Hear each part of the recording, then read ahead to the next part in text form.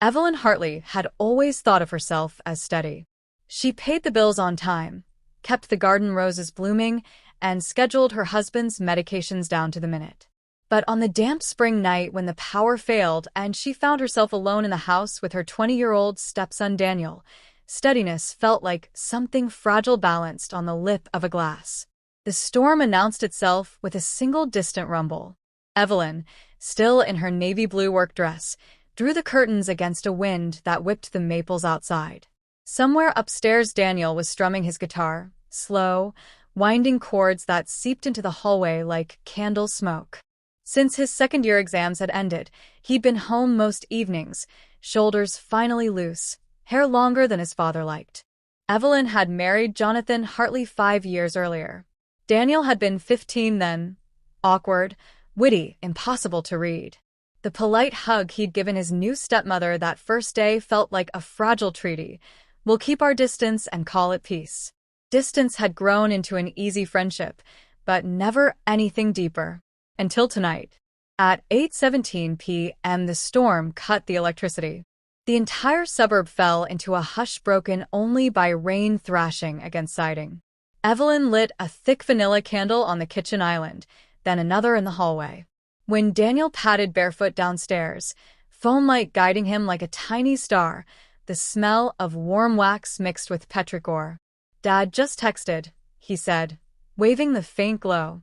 "Roads are flooding. He's stuck at the conference hotel an hour away." Evelyn swallowed the odd flutter in her chest. "So it really is just us." Aloud she said, "Then we might as well make the best of it." "What's the protocol?" Daniel flashed a grin. "Board games?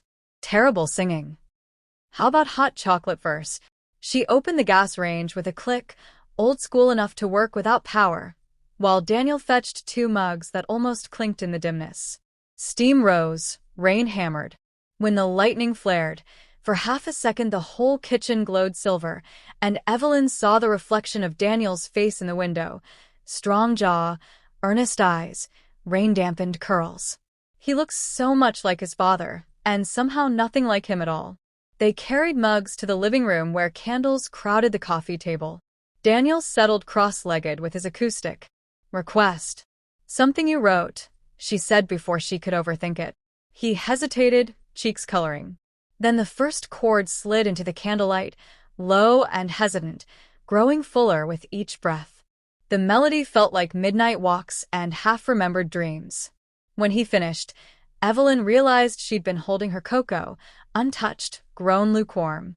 "I didn't know you wrote anything that beautiful," she whispered. "Never played it for anyone." He stared at his hands. "It's about feeling stuck between being a kid and an adult. Wanting to protect someone, but not sure you have the right." Her pulse skipped. "Is that directed at me?" Out loud she managed, "It's lovely, Daniel. You should record it." Lightning again, white, jagged. Then darkness. Candlelight flattened shadows. Thunder rattled the banister. Evelyn carried an extra blanket from the closet as they headed upstairs, each planning to retreat to separate rooms. On the landing Daniel paused, turning toward her. The blanket slipped from her arms. Both of them bent to pick it up, hands brushing. He'd shot up Evelyn's arm. She stilled, realizing how close they were, his breath mingling with hers, fresh mint with vanilla. She saw the moment he noticed it too. His pupils widened, his mouth parted. All the rules she'd drawn in her head, thin, chalky boundaries, blurred under that single heartbeat. "I am his stepmother," she reminded herself, sudden and sharp. "He trusts me." She stepped back. "Good night, Daniel." "Night, Evelyn." A slight tremor in his voice. She didn't sleep. The storm had moved east, leaving silence, so thick it rang in her ears. At 12:31 a.m., she padded downstairs to check windows. In the foyer she nearly collided with Daniel, phone flashlight bobbing. "Couldn't sleep either," he murmured. They ended up in the conservatory. Moonlight filtered through skylights, frosting the glass ferns. They talked about his dread of choosing a career, about her fear that the steadiness she'd spent her life curating might be nothing but habit. Words flowed easier than they ever had. At 1:04 a.m., Daniel confessed, Sometimes I feel closer to you than to Dad. Not sure what that means. Evelyn, steady Evelyn, felt the floor tilt. She answered honestly. It means we care about each other. We just need to decide what shape that caring takes. Their hands rested on the table, fingertips an inch apart, vibrating with possibilities neither dared name. A loud crack snapped both heads up. It sounded like wood splintering near the back door. Daniel grabbed a flashlight. Evelyn's heart pounded.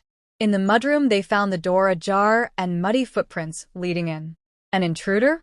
Daniel yanked open the broom closet, poised like a defender. Empty. Then Evelyn's gaze traveled to the tiny red light above the circuit panel, a hidden camera. Wires snaked along the trim, vanishing behind insulation. Her stomach lurched. Who had installed surveillance in their own house? Daniel followed the cable, anger shadowing his features. In the basement, they discovered a small wireless transmitter screwed to a beam, still blinking. Beside it lay Jonathan's monogrammed toolbox. Open, screwdriver missing. Lightning might have been safer than this revelation.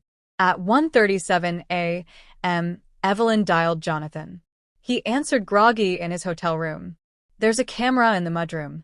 She kept her voice even. Did you put it there? A long hesitation, then a sigh heavy as rust. Evelyn, I thought Daniel was sneaking out at night, maybe getting into trouble. I only wanted to keep him safe. Daniel, listening on speaker, flushed crimson. Spying on me? On us. Jonathan tried again. I was going to take it down, I swear. I've been paranoid lately. A thunderclap of silence. Evelyn spoke. We'll talk tomorrow. Right now the camera is going out. She ended the call with a trembling finger. Back upstairs, Daniel tossed the camera into the fireplace, where candle stubs still glowed. Plastic warped. Wires curled. The scent of burnt circuits filled the air. I hate feeling watched, he muttered, shoulders tight. I'm an adult. Evelyn laid a hand on his arm. You are. And I see you. She meant it more than she could explain. He turned, eyes raw. Tonight, it felt like I could tell you anything. Emotion surged, thick and bright. She wanted to hold him, to promise safety his father hadn't given. Yet desire walked a dangerous edge with duty. So, Evelyn chose honesty. Daniel, I love you. Deeply. But love is also responsibility. I don't want a secret camera to be the least of our worries. Understanding flickered. He nodded slowly. Then we define this the right way. We look out for each other, keep each other honest. He opened his arms. She stepped into them, resting her forehead on his chest. No kiss, no illicit thrill, just two hearts beating in a house that had tried to spy on itself. At 5:12 a.m., pale light seeped around cloud edges. They sat at the kitchen table, exhaustion hanging like dew. What came next felt uncertain, but clearer than midnight shadows. The doorbell rang. Evelyn stiffened. Daniel reached instinctively for her hand.